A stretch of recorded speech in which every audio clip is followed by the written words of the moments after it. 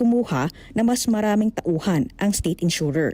But we cannot close our eyes for the past years na hindi nabigay in benefits. So in that case, maybe PhilHealth can already request the President to return the money, the 60 billion that were transmitted to PhilHealth, to the government for ANCRO program funds.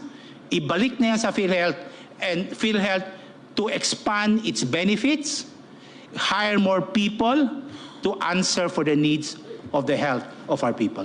Kinwestiyon pa ni Ko ang proseso ng paghiling ng budget o alokasyon ng Department of Health o DOH para sa PhilHealth subsidy. Niniwala ang maestrado na dapat ikonsidera ng DOH ang mga nakolektang buwis mula sa sin tax sa paghingi ng PhilHealth subsidy at hindi dapat ilimita sa pangangailangan ng mga contributor o miyembro na ang state insurer din ang nagtatakda.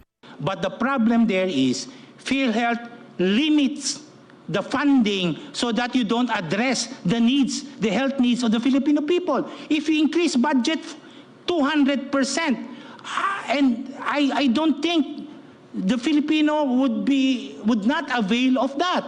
You define your own limits. Probably it's time to overhaul PhilHealth and change the board for not complying what the law requires.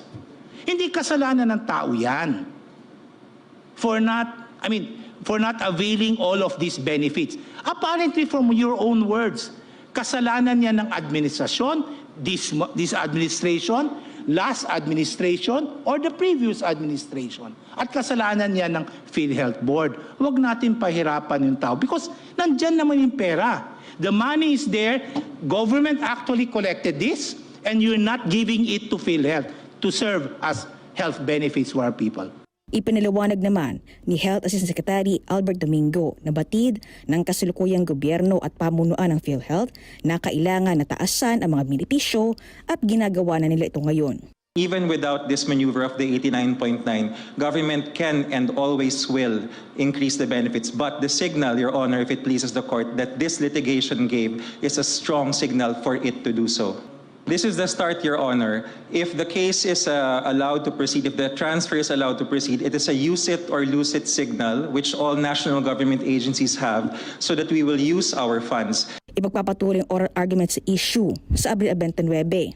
Kaugnay nito, tiniyak ng Malacanang na handa ang gobyernong Marcos na balik ang 60 billion pesos na pondong inilipat sa